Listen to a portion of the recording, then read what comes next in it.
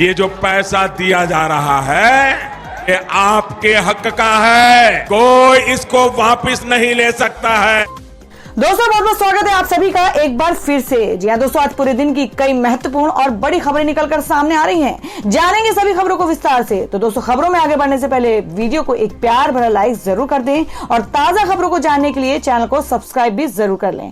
तो देखते हैं पहली बड़ी खबर क्या निकल कर आ रही है। आम आदमी को महंगाई के मोर्चे पर बड़ा झटका, 2 रुपए प्रति लीटर बढ़े अमूल दूध के दाम। जी हम बात करें कि कोरोना काल में पहले से ही महंगाई की मार झेल रहे आम आदमी को एक और बड़ा झटका लगा है। आसमान छू रही डीजल पेट्रोल की कीमतों का असर अब अन्य खाद्य पदार्थों पर भी देखने को मिल रहा है। 1 जुलाई यानी गुरुवार से अमूल दूध 2 रुपए प्रति लीटर महंगा हो जाएगा। आज से ही देश के सभी राज्यों में अमूल दूध 2 रुपए महंगा मिलेगा।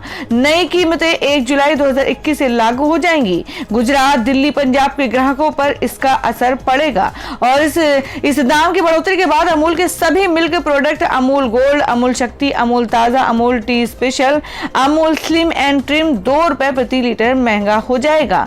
और इस हिसाब से जो अमूल गोल्ड 56 रुपए का 1 लीटर मिल रहा था वो 58 रुपए प्रति लीटर के हिसाब से मिलेगा। अमूल ने दूध पर करीब 1.5 साल पर दामों में बढ़ोतरी की है। अमूल देश की सबसे बड़ी दूध उत्पादन कंपनी है। तो दोस्तों महंगाई के मुद्दे पर आप लोगों की क्या राय है, आप हमें कमेंट करके जरूर बताएं। बढ़ते अगली खबर की ओर। कोविड से निराश्रित महिलाओं को भी मिलेगी आर्थिक मदद, सीएम योगी आदित्यनाथ ने योजना बनाने के लिए दिए निर्देश। जी हम बात कर रहे हैं कि कोरोना से उत्तर प्रदेश को मुक्त कराने की कसरत में जुटी योगी सरकार इस संक्रमण का दंश झेल चुके पीड़ितों की मदद के लिए भी लगातार कदम उठा रही है। और इस आपदा में निराश्रित हुए बच्चों की तरह ही सरकार अब निराश्रित महिलाओं को भी आर्थिक मदद देगी। इसके लिए मुख्यमंत्री योगी आदित्यनाथ ने मुख्यमंत्री बाल सेवा योजना की तर्ज पर ही कार्य योजना तैयार करने का निर्देश दिया है। मुख्यमंत्री योगी आदित्यनाथ ने बुधवार को लोक भवन में टीम 9 के साथ उच्च स्तरीय बैठक में कोरोना संक्रमण की रोकथाम, इलाज की व्यवस्थाओं को और मजबूत करने के साथ ही विभिन्न गतिविधियों की समीक्षा की। कोरोना संक्रमण से बचाव के लिए जनता को जागरूक करने के निर्देश के साथ ही उन्होंने कहा कि कोरोना के कारण तमाम महिलाएं भी निराश्रित हुई हैं। उनके सामने अब आजीविका का संकट होगा। ऐसी महिलाओं की आजीविका के लिए समुचित प्रबंध किया जाना जरूरी है। निराश्रित महिलाओं के आर्थिक सहयोग के लिए प्रदेश सरकार सभी आवश्यक व्यवस्थाएं कराएगी। मुख्यमंत्री योगी आदित्यनाथ ने अधिकारियों को निर्देशित किया कि जिस तरह निराश्रित बच्चों, किशोरों के भरण पोषण, शिक्षा आदि के लिए मुख्यमंत्री बाल सेवा योजना शुरू की गई है, उसी तर्ज पर महिला एवं बाल विकास विभाग ऐसी महिलाओं के लिए भी विस्तृत कार्य योजना तैयार करे।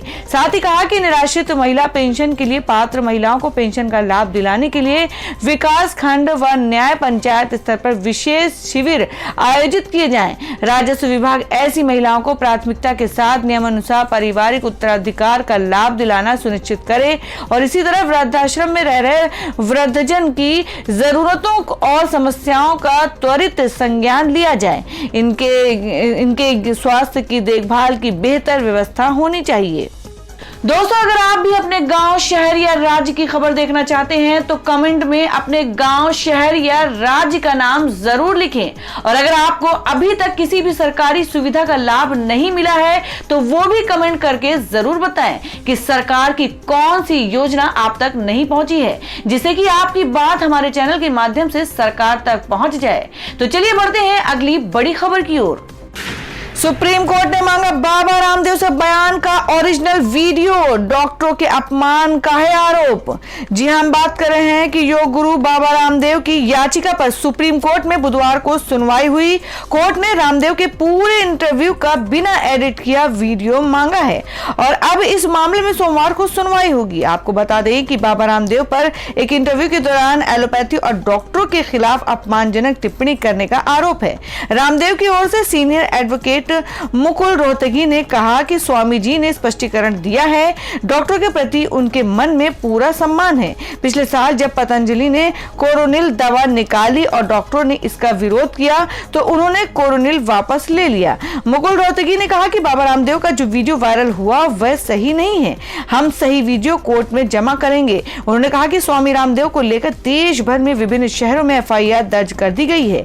हम ये चाहते हैं कि तमाम एफआईआर एक साथ यानी क्लब की जाए और उनको दिल्ली ट्रांसफर किया जाए। सुप्रीम कोर्ट ने योग गुरु रामदेव को कहा कि जो कुछ भी उन्होंने पैथोलॉजी और डॉक्टरों के लिए कहा है उसे हलफनामे के जरिए अदालत में दाखिल करें। कोर्ट रामदेव की अर्जी पर अब सोमवार को सुनवाई करेगा। तो दोस्तों, एलोपैथी के डॉक्टर और रामदेव बाबा के इस विवाद के बारे में आप क्या सोचते हैं? आप अपनी राय कमेंट बॉक्स में जरूर दें। बढ़ते अगली खबर की ओर। दिल्ली सरकार ने शुरू किया 15 दिन का मेडिकल सर्टिफिकेट। 1.5 लाख कैंडिडेट ने किया आवेदन। जी हम बात कर रहे हैं कि कोरोना महामारी की तीसरी लहर से लड़ने के लिए दिल्ली सरकार ने एक अहम तैयारी की शुरुआत की है। दरअसल दिल्ली सरकार ने महामारी के दौरान तमाम मेडिकल चुनौतियों से लड़ने के लिए हजारों युवाओं को ट्रेंड करने का फैसला किया है। इसके लिए राज्य सरकार ने मेडिकल ट्रेनिंग सर्टिफिकेट कोर्स की शुरुआत की है। डिप्टी सीएम मनीष सिसोदिया ने सोमवार को इसकी जानकारी दी और इस अभियान में 500 उम्मीदवारों को बैच के जरिए कुल 5000 युवाओं को ट्रेनिंग दी जाएगी। डिप्टी सीएम ने बताया कि युवाओं को किसी भी चिकित्सा संकट से लड़ने के लिए बेसिक स्किल और ज्ञान से लैस करने के लिए मेडिकल असिस्टेंट के तौर पर तैयार किया जाएगा। इसके लिए 2 सप्ताह का सर्टिफिकेट कोर्स शुरू किया गया है और यह कोर्स गुरु गोविंद सिंह इंद्रप्रस्थ विश्वविद्यालय के साथ साझेदारी में शुरू किया गया है। दिल्ली सरकार ने इस पहल के लिए 5 करोड़ रुपए का वितरण किया है। दिल्ली सरकार मेडिकल असिस्टेंट तैयार करने के लिए युवाओं को 2 सप्ताह की ट्रेनिंग देगी। पहले बैच में 500 लोगों को ट्रेनिंग मिलेगी। उन्हें life support, heart functioning, Covid care, blood testing, sampling, first and home care आदि मेडिकल स्किल्स की ट्रेनिंग दी जाएगी। तो दोस्तों, दिल्ली सरकार की इस योजना के बारे में आप लोगों की क्या राय है? आप अपनी राय कमेंट बॉक्स में जरूर दें। बढ़ते अगली खबर की ओर। मसीहा सोनू सूद का दवाओं और इंजेक्शन की जमाखोरी से इनकार। कोर्ट को बताया ऐसे करते थे मदद। जी हां, आपको बता दें कि कोरोना वायरस ने जब से देश में एंट्री की है, जब से एक ही शख्स अपनी दरियादिली के पहचाने जाने लगा है और वो शख्स है फिल्मी हस्ती सोनू सूद। जब कोरोना की दूसरी लहर अपना कहर बरपा रही थी तो सोनू सूद दवा और ऑक्सीजन के लिए मारे मारे फिर रहे थे, लोगों की मदद के लिए आगे आए थे। जिन दवाओं इंजेक्शन के ब्लैक मार्केट जोरों पर थी, ऐसे में सोनू सूद जरूरतमंदों को वो दवा उपलब्ध करा रहे थे। सोनू सूद ने ऑक्सीजन और दवाओं का समय पर इंतजाम करके हजारों लोगों की जान बचाई थी। लेकिन अपने इस काम की वजह से सोनू को कई आरोपों का भी सामना करना पड़ा है, जिसके बाद उन्होंने बताया कि आखिर वो कैसे जरूरतमंदों की मदद करते थे। दरअसल पिछले दिनों सोनू सूद पर रेमडेसिविर इंजेक्शन के डिस्ट्रीब्यूशन को लेकर गंभीर आरोप लगाए गए थे, जिसके बाद सोनू सूद ने मंगलवार को अपनी तरफ से एंटी कोविड-19 दवाओं के वितरण में किसी भी तरह की गड़बड़ी से इनकार करते हुए बॉम्बे हाई कोर्ट को बताया कि वे केवल उन लोगों की मदद कर रहे हैं जिन्हें वास्तव में दवाओं की कमी के बीच जरूरत थी।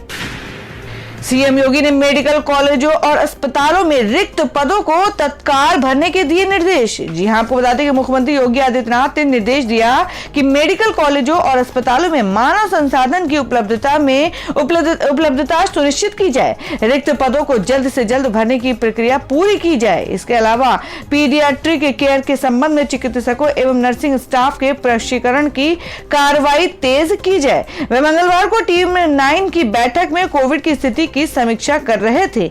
मुख्यमंत्री ने कहा कि कोरोना वायरस की लड़ाई में कोविड प्रोटोकॉल का पूरी तरह से पालन किया जाए, मास्क का प्रयोग, सैनिटाइजेशन के साथ पेट्रोलिंग कर भीड़ को ना जुटने दिया जाए। मुख्यमंत्री ने कहा कि स्वच्छता, सैनिटाइजेशन तथा फॉगिंग प्रभावी ढंग से जारी रखी जाए। जल जमाव को रोकने के लिए नाले व नालियों की सफाई करा ली जाए। इस दौरान अधिकारियों ने बताया कि राज्य में ऑक्सीजन की पर्याप्त बैकअप के साथ उपलब्धता है। प्रदेश में 528 ऑक्सीजन प्लांट स्थापित किए जाने हैं, जिसमें से अब 121 प्लांट क्रियाशील हो चुके हैं। हापुड़, सिद्धार्थनगर और कुशीनगर के ऑक्सीजन प्लांट क्रियाशील किए जा चुके हैं। निराश ना हो केंद्र कर्मचारियों, सितंबर में मिलेगी बढ़ी हुई सैलरी। जी हां, आपको बता दें कि देश के करोड़ों केंद्र कर्मचारियों के लिए खुशखबरी है। 26 जून को हुई बैठक में महंगाई भत्ते को लेकर जब कोई फैसला नहीं हुआ तो कर्मचारियों ने निराशा बढ़ गई थी, लेकिन जल्द ही उन्हें राहत भरी खबर मिल सकती है।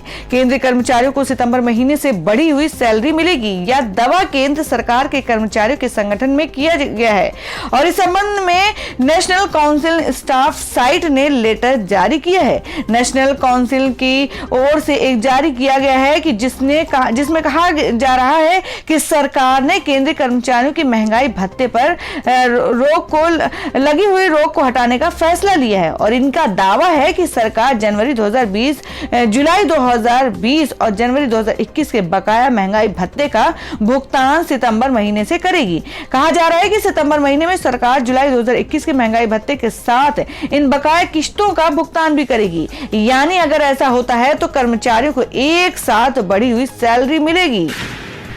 12वीं के छात्रों के लिए जल्द YouTube पर शुरू होगी ऑनलाइन क्लास। इन 7 स्कूलों में होगी व्यवस्था। जी हम बात करें कि कोरोना महामारी की संभावित तीसरी लहर के खतरे के बीच ओडिशा सरकार ने उच्च माध्यमिक विद्यालय में YouTube के जरिए 12वीं के छात्रों के लिए ऑनलाइन क्लास चलाने का फैसला किया है, पर +2 के छात्रों के लिए ऑनलाइन कक्षाएं संचालित करने का निर्णय लिया है।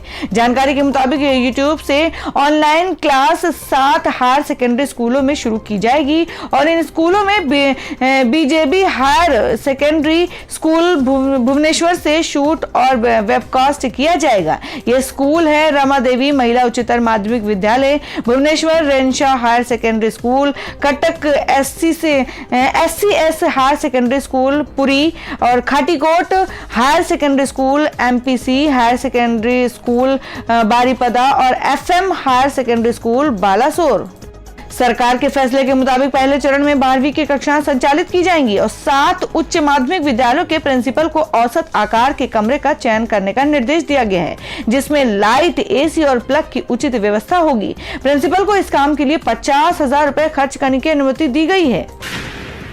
और दोस्तों में जान लेते हैं क्या है देश भर में सोने और चांदी के ताजा भाव। जी आपको बता दें कि सराफा बाजार में सोने के दाम में 900 रुपए के प्रति 10 ग्राम की गिरावट देखने को मिली। आज सोने के दाम 46,518 रुपए प्रति 10 ग्राम पर रहा है और वहीं चांदी की कीमत में 850 रुपए प्रति किलोग्राम की गिरावट देखने को मिली है। इससे चांदी की कीमत 69,155 रुपए प्रति किलोग्राम पर रही है।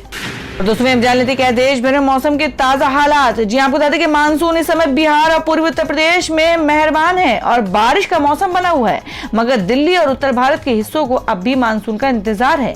बिहार में 1 जुलाई तक बारिश का अनुमान है और वहीं दिल्ली के लोगों को मानसून के मौसम में लू के थपेड़ों का सामना करना पड़ रहा है। पिछले कई दिनों से दिल्ली में गर्मी बढ़ती जा रही है, लेकिन अभी भी दिल्ली वासियों की गर्मी से राहत मिलती नहीं दिख रही है। मौसम विभाग के मुताबिक यानी बुधवार को राष्ट्रीय राजधानी के लोगों को अधिक गर्मी झेलनी पड़ सकती है।